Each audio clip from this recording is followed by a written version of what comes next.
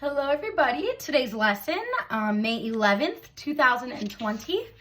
We are going to get started with our fluency. Let's zoom in here. Number one, we are going to start with the number 41 and 67 hundredths. So 41.67, we are going to start with this number. We are going to subtract 19 and 82 hundredths from this number. So when you subtract, you're going to line up your decimals. 41.67 minus 19.82. So notice how I lined up our decimals. 7 minus 2 is going to be 5. 6 minus 8, well, you can't do that. So this 1 is going to become a 0. This 6 is going to be 16. 16 minus 8 is going to be 8. Drop that decimal right down. 0 minus 9, you cannot do that. So the 4 is going to become a 3, and the 0 is going to be a 10. So 10 minus 9 is going to be 1. 3 minus 1 is going to be 2. So now we're at this number. So we started with this number. We subtracted that number. Now we need to add 21 to our difference. Our difference is just the answer to a subtraction problem. So to this answer, we're going to add 21. So I'm going to do 21.85 plus, now when you're adding, 21 is a whole number, so it's actually going to be 21, and then you're going to have your decimal with zeros. You could do your zero placeholders. Don't forget that decimal there. Now when we add, 5 plus 0 is 5, 8 plus 0 is 8, drop that decimal, 1 plus 1 is 2, 2 plus 2 is 4. So now we added 21. We're now going to subtract 2 and 4/10, or 2.4, from our sum. Again, the sum is the answer to an addition problem. So we're going to do 42 and 85 hundredths minus 2 and 4/10. So minus 2.4, line up that decimal right there. We are going to subtract. Now, you can put a placeholder 0 here. Let's use pink. 5 minus 0 is going to be, I'm so sorry if I'm off the page. 5 minus 0 is going to be 5. 8 minus 4 is 4. Drop your decimal. 2 minus 2 is 0. 4 minus 0 is going to be 4. So what is your final value? Your final value is 40 and 45 hundredths, or 40.45. So that's your answer. Write it down. We subtracted. We got our final answer. Woohoo! All right, again, you can pause, rewind, whatever you need to do. All right, let's go to number 2 for fluency. We are going to select all of the expressions. So select all of the expressions that will give you a value or a total of 23 and 18 hundredths, or 23.18. All right, so 25 minus 1 and 82 hundredths. So let's try that. 25, I'm going to show my work off to the side. I'm going to add my decimal with placeholder zeros. Minus, I'm going to line up my decimal, 1.82. Let's take a look here. So 0 minus 2 you can't do, so we can't borrow from that. So this 5 becomes a 4. This becomes a 10 to now make it a 9 to make this a 10. So 10 minus 2 is going to be 8. 9 minus 8 is 1. Drop that decimal. 4 minus 1 is 3. 2 minus 0 is 2. So do we get 23 and 18 hundredths? Yes, perfect. So this is one of our answers. Bingo, bingo. All right, let's look at the next one. Let's see some blue. 3 times 5 plus 8 and 18 hundredths. Ooh, order of operations. What do we have to do first? Oh my goodness, parentheses. What is 3 times 5? We know that's 15. So if we add 15 plus 8 and 18 hundredths, we could do 15. I'm going to put my placeholder zeros there. When we add, my bad, not that one. When we add 8 and 18 hundredths, are going to get 8, 1, drop that decimal. 8 plus 5 is going to be 13. 1 plus 0, I'm sorry, that's not an 18, that's 8. 1 plus 1 is going to be 2. 23 and 18 hundredths. Woohoo! We got another answer. 2 in a row. All right, let's see how many of these we can get. All right, now when we multiply 4 times 5 and 795 thousandths, or 4 times that, we are going to, let's do pink. All right, so I'm going to do 5.795 times 4. 4 times 5 is going to be 20. 4 times 9, or 9 times 4 is 36, plus 2, 38. 7 times 4, or 4 times 7 is going to be 28, plus 3, 29, 30, 31. 4 times 5 is going to be 20, plus 3 is going to be 23. Now our decimal, do not forget that. It goes in 1, 2, 3. So we're going to go in 1, 2, 3. And we are going to have 23 and 1800ths. This extra 0 here, you can have as many zeros as you want after this. Because they're after the decimal or to the right of the decimal, if they're at the very end, just like if you have money, if you have $23.18, you still have 0 more cents after that because you have only 18 cents. So you can put placeholder zeros. So this indeed would be an answer as well. All right, let's check the last one. 22 minus 3 and 2600ths plus 4. So if we subtract and then add, we need to do order of operations. When you have the order of operations, please excuse my dear Aunt Sally. We only have addition and subtraction. Notice, this is a big mistake that I keep seeing, which is okay, but we need to kind of fix it. When you're adding and subtracting, and when you're multiplying or dividing, you always go from left to right in the problem. Not necessarily is addition first. So in this case, from left to right, do you remember in the beginning of the year, we had our little beepers here. So we were beeping for the first addition or subtraction problem. So right here, we have subtraction here. So we're going to subtract 22.00 minus 3, line up that decimal, and 2600ths. So you're going to have 0 minus 6. You can't do that. You can't borrow from that 0. So this 2 is going to become a 1 to make this a 10, to now make it a 9 to make this a 10. 10 minus 6 is 4. Am I on the page? Perfect. 10 minus 6 is 4. 9 minus 2 is 7.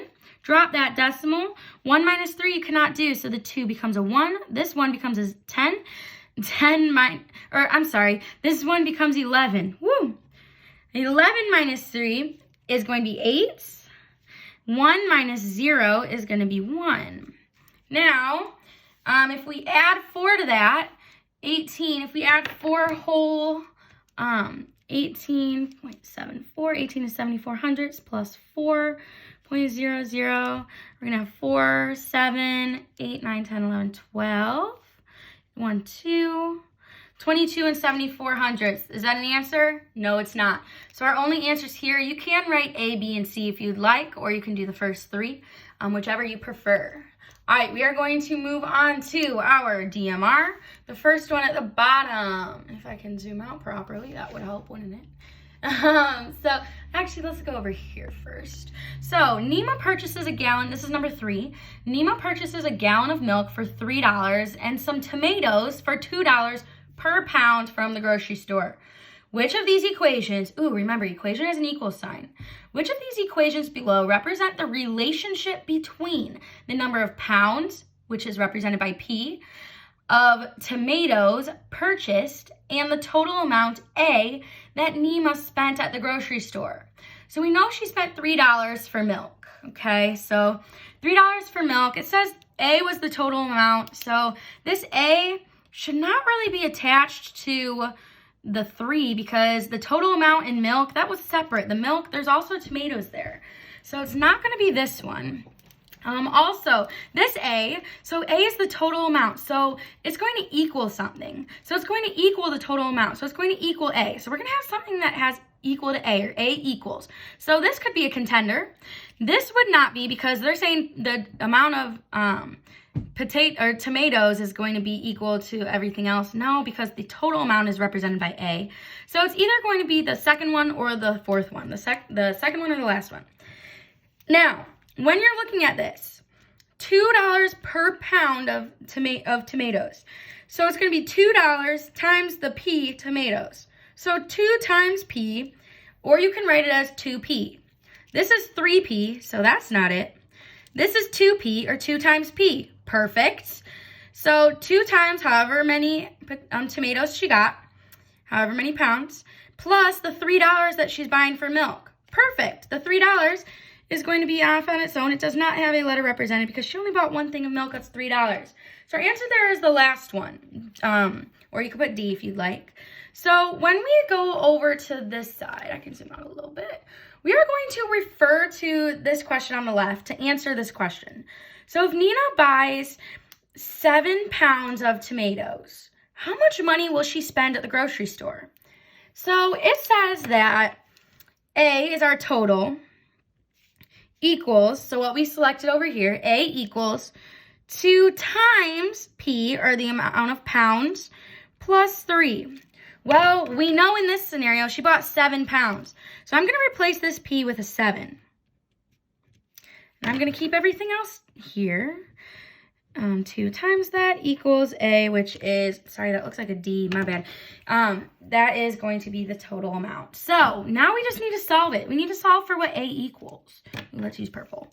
So when you do order of operations here, I'll zoom in a little bit. When you do order of operations, we are going to multiply before we add. So 2 times 7 is going to be 14. I'm going to bring everything else down. A equals 14 plus 3. Now we're left with 14 plus 3. So 14 plus 3 is going to be 17 equals A. So you can write 17 equals A, or you can write $17, however you'd like to do it. $17 will be your answer. So all we did was substitute it in or plug in that 7 for the P because that was the pounds that she bought. All right, moving right along, we're going to go to number 4. Zoop, zoop, zoop. On February 3rd. Thank goodness we're past February, although it started to snow a little bit last week, but we're going to get through it and hopefully the warm weather will come. On February of 1996, a record low temperature of negative 47 degrees Fahrenheit was reached in Iowa. Whew, that is cold. The temperature the next day was a little bit warmer. Which could have been the temperature the next day? So if it was negative 47 degrees, if you put a number line, you can't do a number line. If it was negative 47 degrees, let's put 0 over here. If it was negative 47 degrees, if it was a little bit warmer, that means we're going a little closer to 0. So that means it's going to be greater than negative 47, or it's going to be closer to 0. So if we keep going to the left, negative 51 is going to be on the left because negative 51 degrees, that's going to be colder than negative 47. There's no way I'm going outside in negative 51 degrees, especially if it was negative 47. So that's not it. Negative 49. So if we have negative 47, we keep going further away from 0, you're going to get negative 49 here. That's still colder. Brr, you don't want to go outside there. How about negative 47? No, that's equal to it. It says it's a little bit warmer. It's not going to be the same. So that leaves us with one answer, but let's make sure. Negative 45. Yes, that's going to be over here. Bingo, bingo. We're closer to 0 here. Do you see that? Closer to 0. So our answer is going to be D, or negative 45 degrees Fahrenheit. Perfect. Winner, winner, chicken dinner. All right, number 5. Again, you can pause, rewind, whatever you need to do to help you. All right, let's do number 5. Write an equation for the given statement. Use n as the variable. So remember, n, or the variable is going to be a letter. In this case, we're going to use n as that variable or that letter. The product, product means times, of a number and 6 is 138. Is this going to be equals? So we're going to have something that's going to be equals to 138. So the product, so if we multiply a number and 6, that means this number n times 6. Or you can say 6 times n, or 6n. You can also write it as n times 6.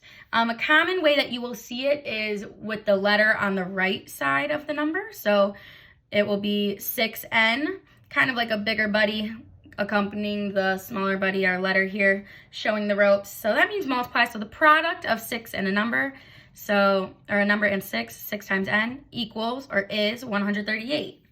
Now we're going to use this question, that equation that that we wrote to solve for n. So we're going to figure out what n actually equals. So if our equation was 6n, which it is, equals 138, we're going to put that imaginary line going down our equals sign here.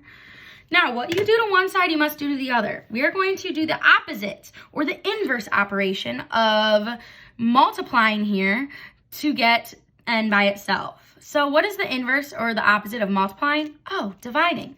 So I'm going to divide both sides by 6. Divide both sides by 6. 6 divided by 6 is going to be 1. So we're left with n by itself equals 1 times n is also the same thing as n. Because if I say 1 times 6, then the answer is 6. If I say 1 times 500, the answer is 500. So it's always going to be that other number that's with it. So anything times 1 is going to be itself. So n is left over here. Now, when you do 138 divided by 6, we can divide it over here. Let's do 138 divided by 6. You may not know that in your head, and that is absolutely fine. So 6, how many times can 6 go into 13? I know it can go in 2 times. 6 times 2 is going to be 12. I know we're doing long division, but it makes your life easier because instead of just staring at this and not doing anything. So break it down. So 6 times 2 is 12. When you subtract, 3 minus 2 is 1. 1 minus 1 is 0. Bring down this 8. 6 can go into 18 3 times. 6 times 3 is 18. So we have no remainders, and we have nothing else to bring down. So our answer here is going to be 23. And that is it. So n is going to equal 23. Bingo. All right, here we go. Let's go to our air practice. We are almost done. I am so very proud of you guys. All right. Leah has an account balance of negative $150. That's not good if you're in the negatives. So, which of the following, A, B, C, or D, represents a debt, so in a negative, greater than negative $150? So, if you're in more debt or greater debt than $150, that means you're going to owe more. So, there's 2 ways you can look at this. Well, there's many ways you can look at this, but 2 obvious ways. You can look at, okay, which of these am I going to owe more money? So negative $150, negative $175. That's more money that I would have to pay somebody than than owing somebody $150. So that would be the answer, but let's double check. Negative $150, that's the same. So that's not a debt greater than that. Negative $125, ooh, that means that's a debt less than $150 in debt. Or $0, whoo, I'd rather pay $0 than any of these. So negative 175 is going to be, I won't mark that yet. I want to show you the other way. Is going to be a greater debt. When you're looking at debt, you can also take the absolute value of these numbers and see which is the biggest number. So remember, absolute value is always going to be positive. So what is the positive of negative 175? Well, 175. What's the positive of negative 150? 150. Positive of negative 125 is going to be 125. Positive of 0 is going to be 0. And for kicks and giggles, if I have an absolute value of 4, that's also just going to equal 4 because the positive of 4 is 4. I don't know why they're throwing more lines in, but sometimes you'll see that and they try to trick you, but don't get tricked. Absolute value is always positive, not opposite, always positive. So which of these numbers, when we look at these, which of these numbers is bigger or you'll owe more? Well, it is indeed the 175. So A is going to be our answer. All right, let's take a look at number 7. Woohoo! Which expression, if I can move it over, perfect. Which expression it should be used, blah, blah, blah. Which expression should be used to make the below statement true? So we have, this means not equal to. Do you see how there's an equal sign and there's a line through it? That means not equal to. This means the number on the left is going to be greater than the number on the right. So this one is greater than. This number, you always read it from left to right, just like you read a book. So whatever number is going to be less than or smaller than whatever this number is. Ooh. And then this sign is just equal to. So when we take the absolute value, absolute value. When we take the absolute value of a -3, so absolute value of -3 is always going to be positive. So the positive of 3 is going to be 3. And then on this side is going to be 3. This box is just saying which of these is going in between. Well, 3 and 3 is 3 not equal? No, it's the same number. It's not greater than, it's not less than. 3 is going to indeed be just equal to 3. So the absolute value of -3 is going to be equal to 3. So D is going to be our answer, or that equal sign is going to be your answer. Again, you can pause, rewind, whatever you need to do. I'm going to keep moving forward. Alrighty, number 8. See, whoa. Here we go. It's not difficult like it looks. Do not stress. It's just a lot on a page. I put the chart a little big. Sea level is 0 feet in elevation. So when you're at sea level, you have the land, and then sea level is going to be 0. If you go under the ocean, the whales and the fish are going to be at negative sea level. So the elevation of the land represents its height above or below sea level. So if you're above sea level, that would be a person standing, so that's going to be in the positive. If you're going below sea level, you're going to be in the negative. So you're going under that 0 feet of elevation. Oh my goodness, I'm like tongue twisting today. So this, we have states and lowest elevation. So when we determine each statement about these lowest elevations, we're going to see which ones are correct. So we're going to select either true or false for each of them.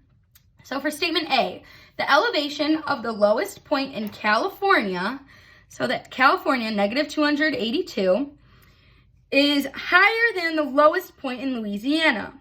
So is -282 going to be higher than -68? Well, if we have a number line here, here's sea level, here's 0. So if we have -282, there is where California is. -68 for Louisiana is going to be closer to sea level, actually.